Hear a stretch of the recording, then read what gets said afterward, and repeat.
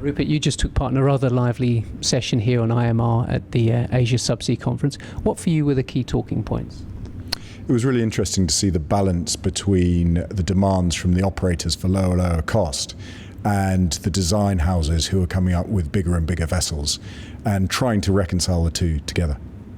We live in keen to emphasise the importance of innovation as a differentiator. Yeah, I think with any part of the industry, there's commoditization going on, particularly in the IMR space. And as one of my colleagues pointed out, around the I of IMR. And I think that's very much the case. So to escape from that commoditization, you will need to be able to innovate your way out of it. There's an especially lively Q&A, and in fact you posed the question, does this region need bespoke rather than commoditized approach? Were you surprised by the response from the audience? I think our view has always been that there is no one form of commoditization. There are a series of vessels that may be commoditized within their own space, but the needs of the oil majors are always going to be different. Fields are different, depths are different, the well characteristics are different. As you also made the point in the discussion, not everyone comes with a 25-year track record in this particular area.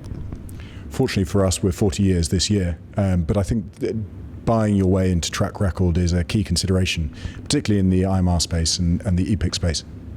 Now, to your mind, what price does the oil price need to be at for us to have a sustainable industry? I think any price is the real answer. We've had a sustainable industry at $9 a barrel. We've had one at $140 a barrel. Whether it is 40, 70, 90 is actually immaterial. It's the stability that we need, not the absolute price. How do you see the Asia IMR market developing over the next 5 years?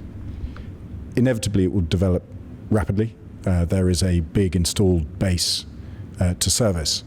But I think what will be interesting is to see whether we go beyond the conventional, relatively shallow water IMR services into the deeper water IMR that's more familiar in the North Sea or the Atlantic Triangle.